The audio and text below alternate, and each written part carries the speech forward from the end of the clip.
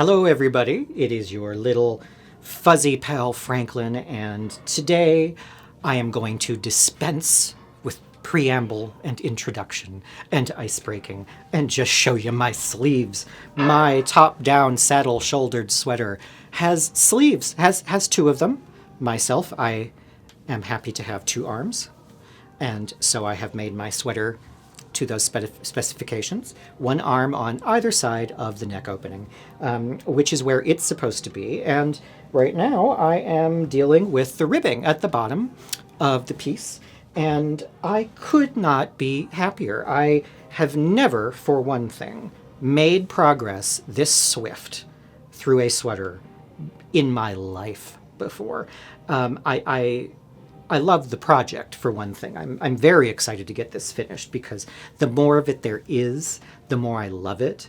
And it is still very cold. In fact, we've been through a snowstorm or two since the last time I checked in with you all. And so this is a necessity project. I really want to get this cuddly little thing off the needles and strings and onto me. And so there's that. But truly, I think what I have realized, what I have needed through my whole knitting life in order to really spur me on to do good things is you out there, watching and encouraging and judging. That's what I've needed. That's what it is. So thank you for being there because, I am getting very close to an actual finished sweater. There is one fly in the ointment. You know how there's always going to be something. The pattern has been lovely and clear. I did have a severe brain lapse at one point, and the first of the sleeves to be worked on, I worked, and this is how I am. With the pattern handy, always, constantly checking the pattern. The way that when you are traveling abroad, you're always checking to make sure you know where your passport is. That level of checking, constantly. Checking and double checking and checking and double checking to make sure that I did the sleeve properly. And yet, it was not until I finished the second sleeve and compared it to the first sleeve that I realized that, in fact, in spite of all of that checking and double checking and triple checking and quadruple checking, I had ended the first sleeve and put it on a scrap yarn. I'll tell you why for the scrap yarn in just a minute. Had put it on a scrap yarn, and it was about 24 rows short of actually being as long as the pattern. Remember the pattern had said it was supposed to be. So I thought I had two finished sleeves. I had to go back and join in yarn and finish up the first sleeve and make it as long as the second sleeve because my proportions are a little odd, but both of my arms are pretty much the same length, and so the sleeves need to reflect that. So that was really the only obstacle I hit, to be honest, in this pattern, and so I'm grateful. That's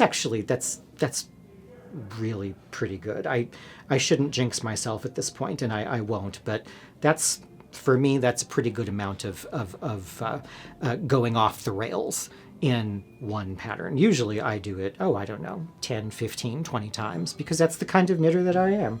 I still get things done, I'm just not the best knitter out there. I'll be the first person to say it. I do my best, but I am not the best.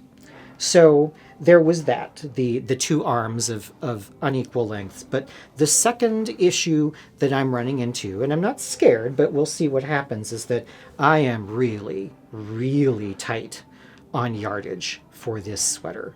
And this is a beautiful hand dye from the Plucky Knitter, and I have not even checked their website to see if they even have this base available, let alone in this color.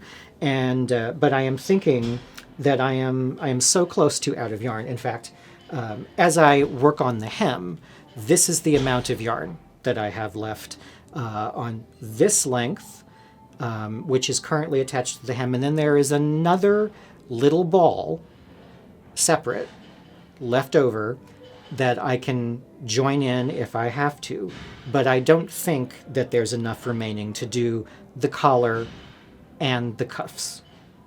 I did not want to do the hem in a contrasting color because those don't tend to really look good on me. I don't mind contrasts in the collar and cuffs, and I think I'm going to have to make peace with that because I don't think I can get any more of this. And that's just how it goes, you know. I was right on the edge of the estimates for how much I need for a plain pullover. That's all I can say. I was right on the edge, and sometimes, you know, it works out. Sometimes you play yarn chicken and win, and sometimes you play yarn chicken and you lose. And for anybody out there, if there is anybody out there who isn't familiar with the idea of yarn chicken is what is the game that you're playing when you are doing what I'm doing here, getting quite close to the finish line of a project, but you're also getting frighteningly close to the finish line of your available yarn supply. That is yarn chicken.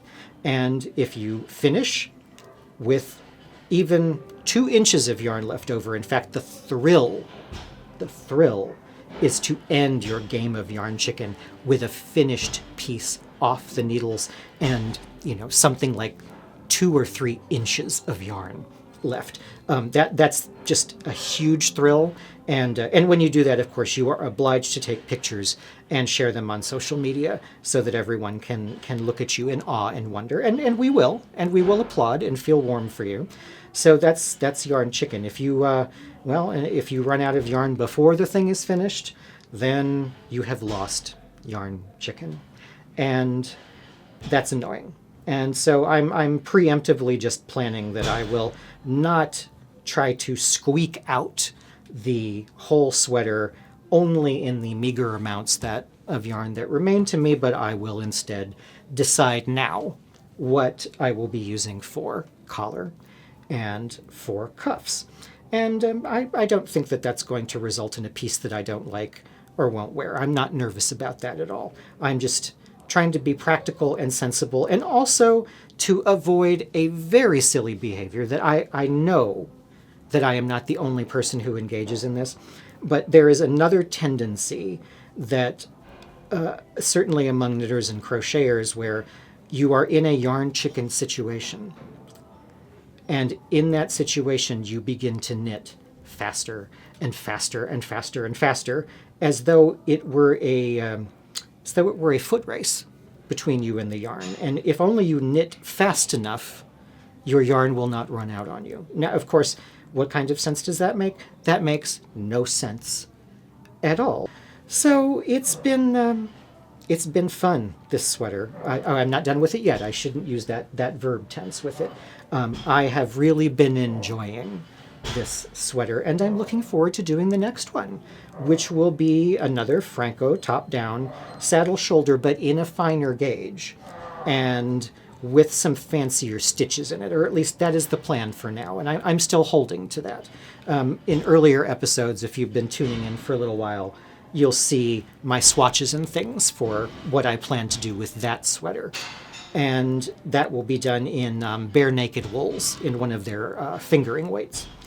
And so aside from this big project, I've been at both ends of the size scale, because this is a large project for me. And aside from this, in terms of fiber and needlework, I have been working small, because I am reaching the finish line, completion for the interior of my dollhouse. And for anyone who doesn't know about it, my dollhouse it's a large project, a passion project, and a dream project.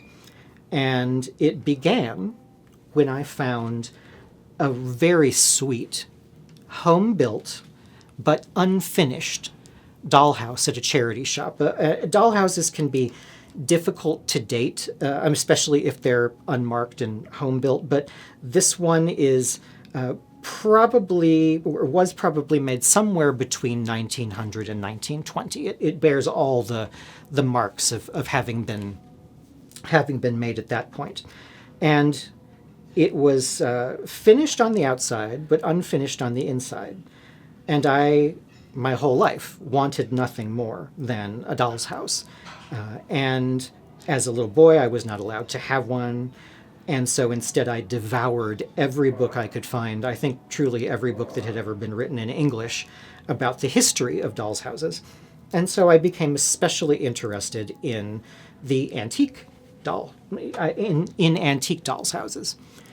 And this house, I blush to say, brought it home very excited and then did nothing with it for years until I came home from a trip abroad with two little Vienna bronze figures of a fox and a boxer dog. And these figurines are what are often referred to as cold painted bronzes or Vienna bronzes. They were produced mainly in Austria. There are a few particular makers who were especially well known for them, and they were rather expensive little dust catchers, my mother would have said. And I've always loved that aesthetic, so I brought them home, and it turned out that they fit perfectly into the doll's house.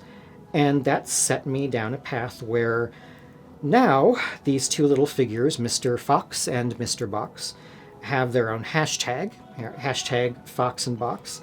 And after, I think, the second time I ever posted a Fox and Box dialogue, people got very excited and enthusiastic on social media and wanted more and wanted to know about, what are you doing? What's going on with this? And if you're anything like me, you know that nothing makes your dream toy more wonderful than friends who want to help you play with it. And that set me off on getting the house finished. And now things have gotten to a point where the house is going to be the subject of my next book. That is the plan. That's one of the reasons I am just busting to get it ready so I can start photographing it. And Fox and Box in the story, I'm not going to lay out the whole story for you, but Fox and Box in the story run a dressmaking operation and have their atelier and their fitting room on the top floor of the house. And the house itself is turning into a repository for very small handmade textiles. Everything from weaving to embroidery to tatting to bobbin lace, sewing, and of course knitting and crochet are all going to be in there. And it just makes it that much more exciting for me, because the Fox and Box house is the intersection of textiles and this lifelong dream of mine to have a doll's house of my own. And it further intersects with my love of a certain kind of storytelling and photography. And so I am now at a place where I really, really, really am excited to get... Can you hear that? I think there's someone dying outside my workroom door. See? No, now he's congratulating himself, so he's alive. He just had to let us all know that he was lifting something extremely heavy. What were we talking about? Oh, yes, dolls' houses. Dolls' houses. I bet we're the only people talking about dolls' houses in the building right now. Anyway,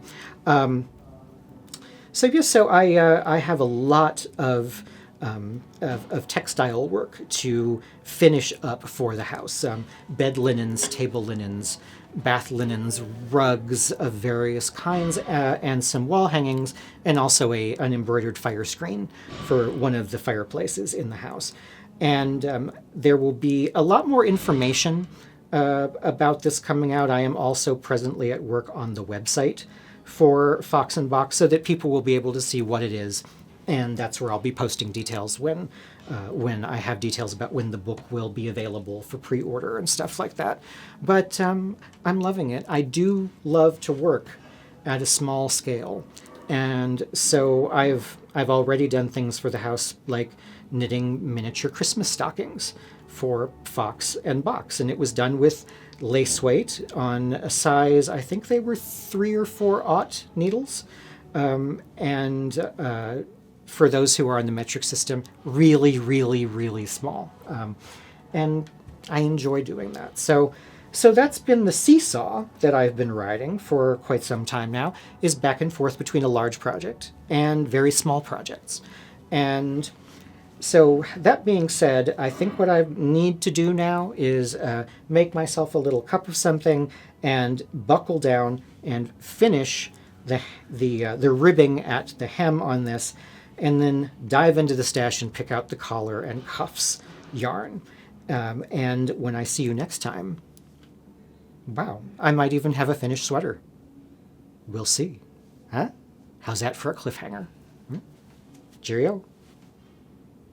Thank you for watching. If you've enjoyed this video, please consider subscribing to my channel so you'll be the first to know about future episodes. Click like or leave me a comment to let me know your thoughts. And if you really, really liked what you saw, check out my Patreon campaign, where my patrons enjoy exclusive access to downloads, live streams, and other bonus material every week.